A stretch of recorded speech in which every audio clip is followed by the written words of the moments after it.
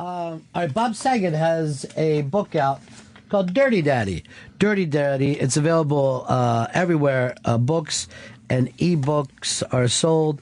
He'll be at Barnes & Noble at Union Square tonight with Seth Herzog at 7 o'clock. Our buddy Seth has done the show a couple times. Let's bring in Bob Saget.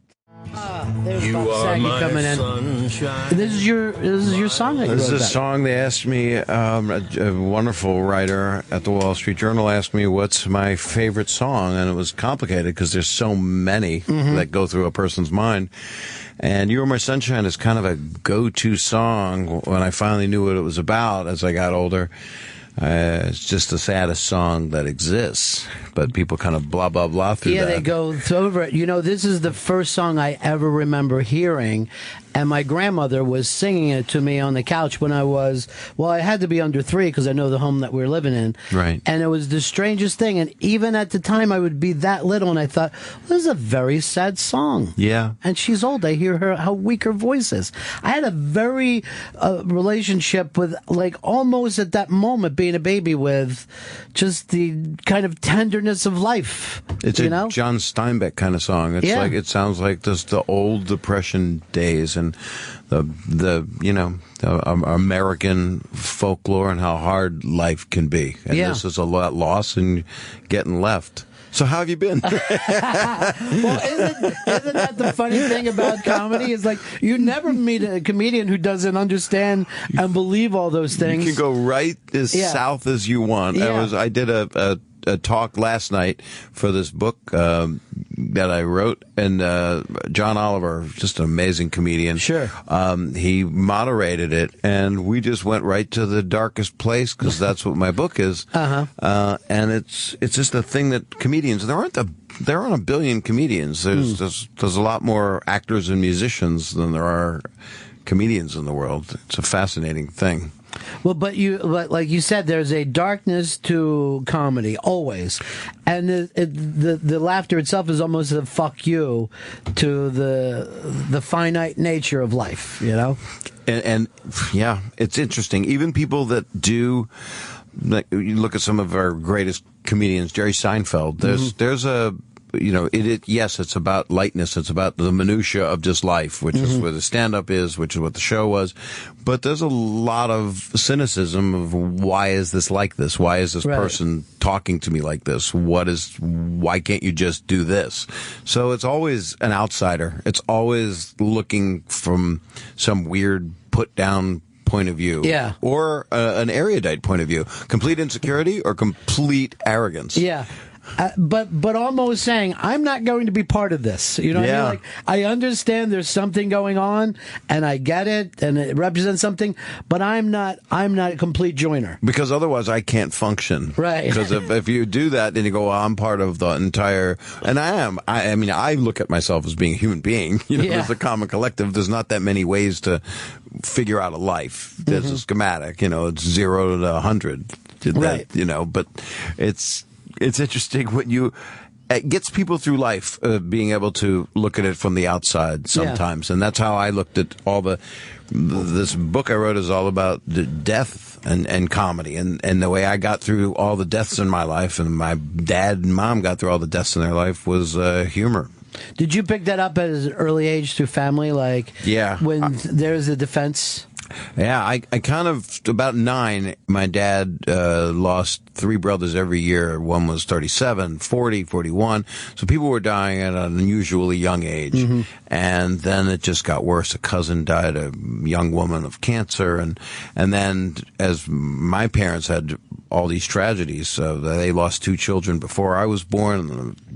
For full-term 7 and 8-year-old baby. A hospital had dysentery and a bunch of babies died. And then as I started to get older, I was born into a family that had already had so much loss. Right. And then as I became about 9, then I started to be part of all the loss. So my dad would just hang his head and cry and then make jokes about it, not in a way of denial, but in a way of, I'm going to chip this one out of it this way. This is how I'm going to play through this, just so I don't know. I'm doing golf metaphors. I don't even golf. No, I think it's important. I'm going to punt this one. Yeah, I think it's important we stay with golf. That's all we should do. Don't you think that people that that announce golf tournaments sound like they're just pornographers? Okay, we're going to walk over to this. It's just dangerous. Something very dirty. It sounds like Russell Crowe's about to gut someone. Okay, I'm going to put this ball in the hole. And it's in. It's so in. But you actually, so you approach this book with the pain and sadness of what you deal with, and why the way your humor helps you deal with all that kind of stuff. That's and it's an odd thing because I have 3 daughters, and the name of the book is Dirty Daddy. Right now. When people ask me the name of the book, there's a laugh sometimes, and sometimes people get scared. And I was known for the family shows, the Full House and the video show, but I started doing stand-up since I was 17, and I was struggled in comedy clubs for 7, 8 years without getting anything, just going out on the road and doing what comedians do to try to learn stuff and just get the crap beat out of you. And I just met comedians, and that kind of pulled me through. It was really, really strange. And then I got sitcom as playing as an actor. Right. Everybody's dad. Yeah. with 2 other guys in a house and no mom. But everybody had known you as this kind of real edgy comic. Right. But then when mainstream America met the dad, they didn't even know that the other thing existed. Right. And people are finding it now, and I'm like, fuck, I'm going to be 58. Thanks for catching up. But I wouldn't want to do one thing over. That's what's so interesting. I don't want to. That's why I'm so happy with this book, because I didn't even know I was going to write it. But then it's like the doors opened for me to write it, and I was asked to write it, and then I had written a proposal, and then It Books, HarperCollins, just made a lot of sense. And I just wrote it for a year and a half. It was kind of a gutting. It's a psychological gutting, because it's about death and comedy, and it's about my dick a lot. But there's a lot of dick jokes. Yeah, there's a lot. I hear there's two on every page. I've been told people go, then this person died, and then that person died, and that reminds me of my penis draining. I was looking at a passage.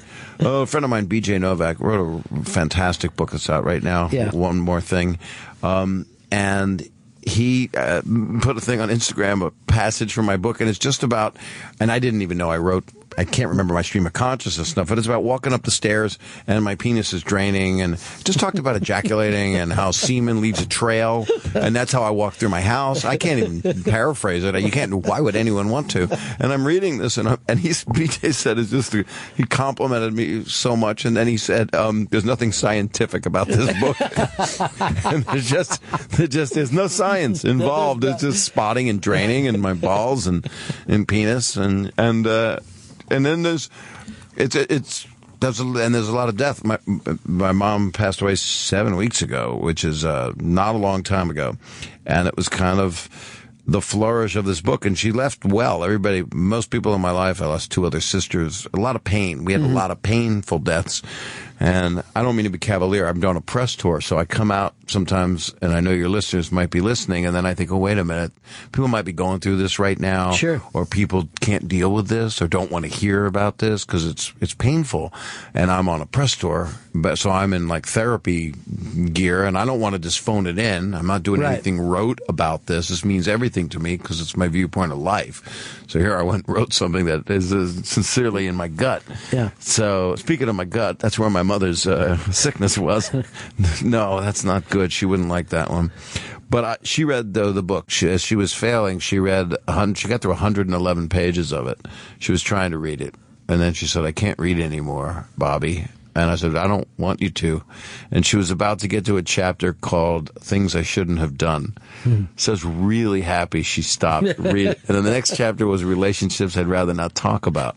And I'm really glad she didn't read that. And and she was very complimentary. She said, I'll be there on your book tour. I said, yeah, don't creep me out, okay?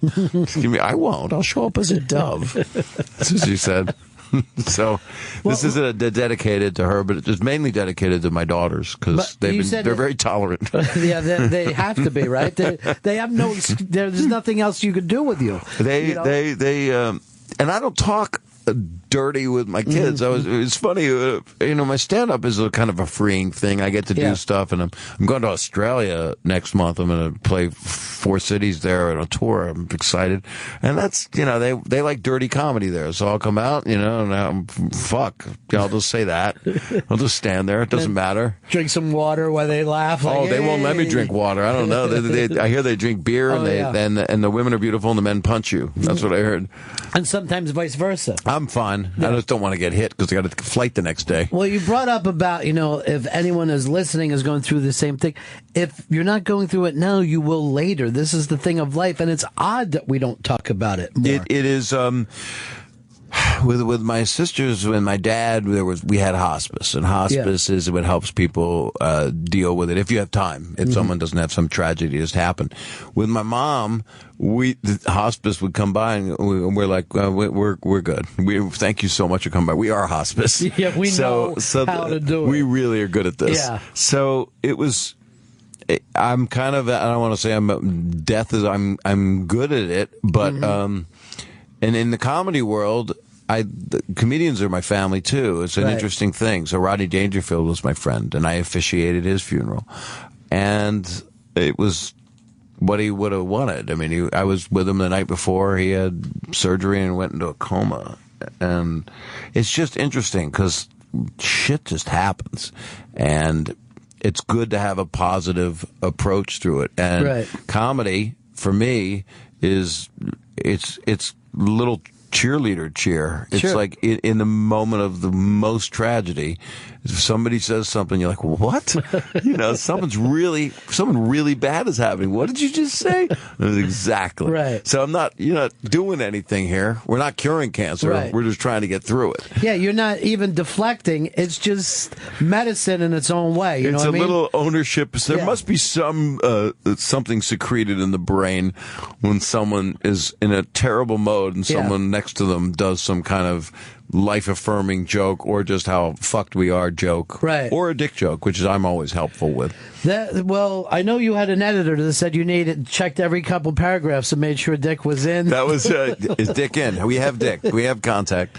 We have a problem with this chapter. There's only 5 Dick mentions. We need to get back into it. I was clean sometimes. It was there's a lot of time where I got to do observational comedy that I don't do in stand-up, and there's no place that I've ever been able to do it. I've always loved stand-up because it's a conversation really with a friend. You're talking to a lot of people. It's kind of a town meeting, but it's also, and you get to do your whatever your craft is, whatever your thing is to do.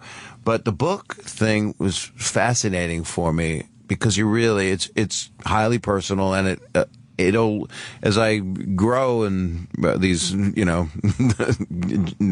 genital warts. No, I don't know what to. That was kind of a Tourette's moment. I don't need to do that. Sorry.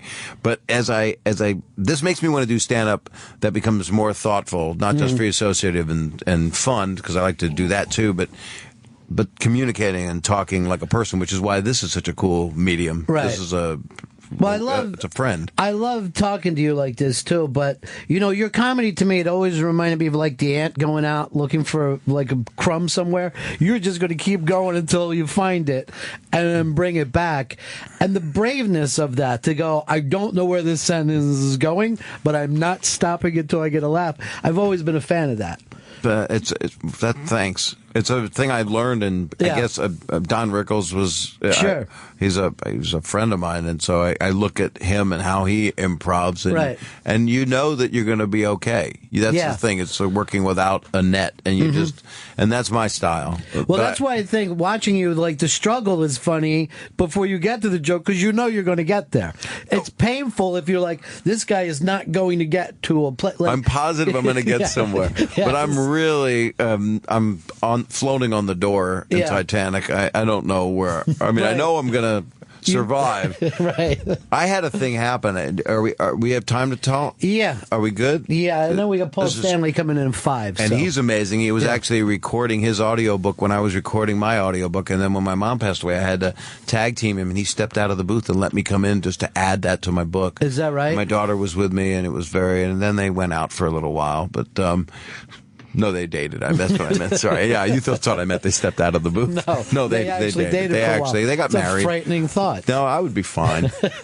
have my son-in-law. My son-in-law. Would you kiss the bride?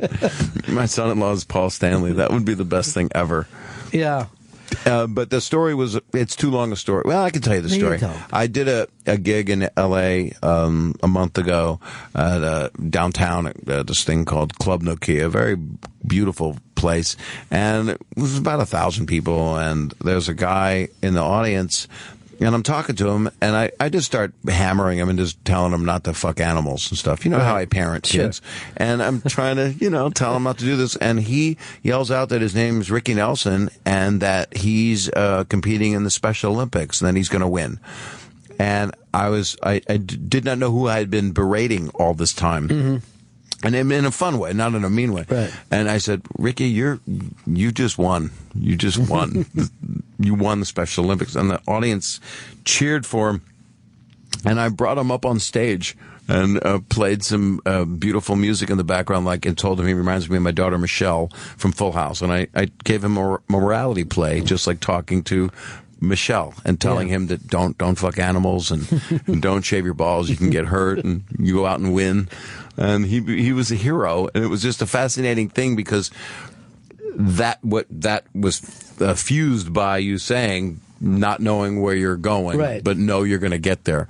And I knew that the moment I met him that he was a hero. And it was such a beautiful show. It was one of my favorite shows I've ever had. Mm-hmm. And he like me, I videotaped this whole thing. I love you, Bob Saget. And I went, you can do any fucking thing you want. Right. He was literally the hero of the show. And it was a fascinating thing. And the audience, it was just, it could have gone south. If I didn't have 37 years of stand-up experience, I would have gone, oh my God, what have I done? This is a horrible thing. Why am I picking on a person in the audience? I picked the wrong person. It was just the opposite. I picked the completely perfect person to talk to and make a hero. But also the perfect person, like you said, was dealing with that situation, which makes it fun for, people sometimes with blue humor, they feel like it's easy or whatever.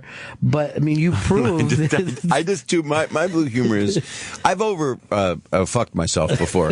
I did a special, That Ain't Right. I just did a lot of F-bombs because I was in a weird place. My dad had just died. I always have a bad excuse. It's always bullshit. It was a rim shot for me. I said fuck in a nervous way. I've heard Louis C.K. talk about it. Sometimes it can be for me, it was a mechanism that didn't feel, and that when I watch it now, but now it comes and goes. But enough about my penis. See, that doesn't even help. That wasn't even, that's the whole thing. Good. There you got That's it in a nutshell. Yeah. Dirty Daddy. Hey, you can go and see Bob tonight at Barnes & Noble. You're going to be with Seth Herzog at 7 o'clock. Very, very funny guy. He's great. Yeah, and he's moderating a talk I'm doing today at 7 at the Union Square Barnes & Noble. Great. Third floor, and it's inside, so people can nice. Get all trapped. Dirty Daddy. It's available everywhere books and e-books are sold. Thank you so much for stopping. It's a pleasure to see you. It's always great to see you. You too. Thanks. And I'll see you next time coming through. Definitely. Bob Saget, isn't he great? He did an Unmasked with me. God, it's been years ago now. But he's such a bizarre and at the same time thoughtful guy. I love him.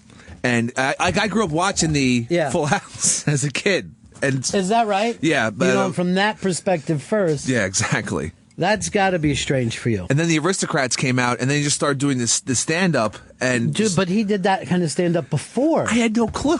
Yeah. I'll just tell you this one story.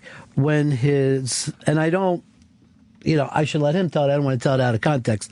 But I'll just tell you a little bit about Bob Saget through this one story. So his baby is born, and he's a kid himself, and he has a new baby, little girl, who's an adult now.